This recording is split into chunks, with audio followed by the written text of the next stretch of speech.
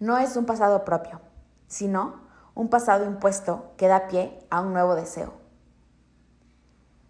Esto dice Lacan en su libro Lacan en México, México en Lacan.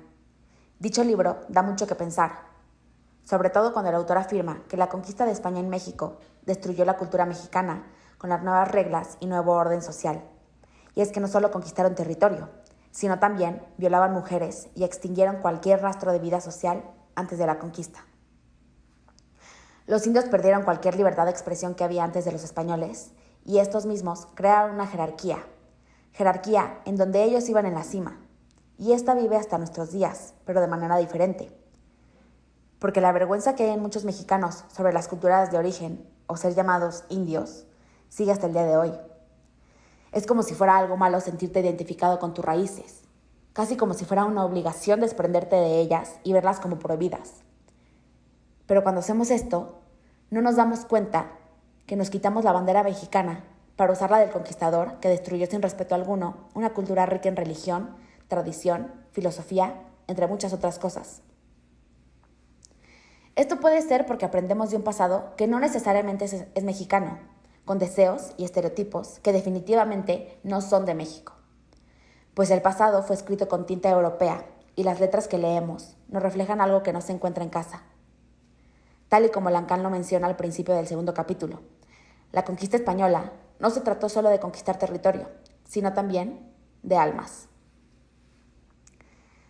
¿Será que el propio mexicano ha aprendido la historia de su país para ver a sus antepasados como perdedores y de tal manera venerar a los conquistadores? Y es que la historia aprendida no es más que una versión colonial contada desde los ojos del triunfador, con la moraleja de que fuimos salvados y sin ellos no hubiéramos logrado avances y modernización, sin comentar la violencia que se aplicó para poder contar la historia de esta manera.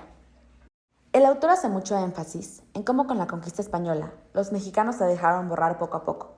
Los indios eran explotados por los españoles y aunque defendidos por los frailes, todo era para su beneficio y tener quien les sirviera y trabajara las tierras. Casi lo mismo que pasa con las trabajadoras del hogar hoy en día. Te defiendo con tal de no perder la comodidad que me otorga tenerte. Otra cosa que nos arrancaron de las manos fueron los nombres. Algo tan simple como un nombre, esto fue evangelizado.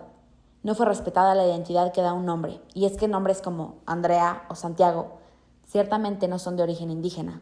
Sin preguntar, los españoles bautizaban, y esto fue para borrar el nombre propio y ponerle uno de su agrado. Cosas como esta te hacen pensar, ¿cómo hubiera sido mi vida si la conquista no hubiera causado una ruptura total en la cultura? ¿Cómo sería la historia de México de haber sido libres y nunca haber pertenecido a los españoles?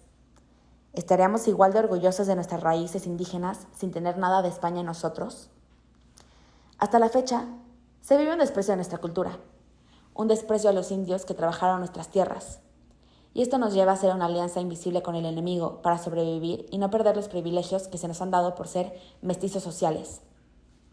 Es como si estuviéramos agradeciendo por lo que pasó hace más de 200 años, por la conquista de las almas indígenas y el arrebato de su cultura y su libertad.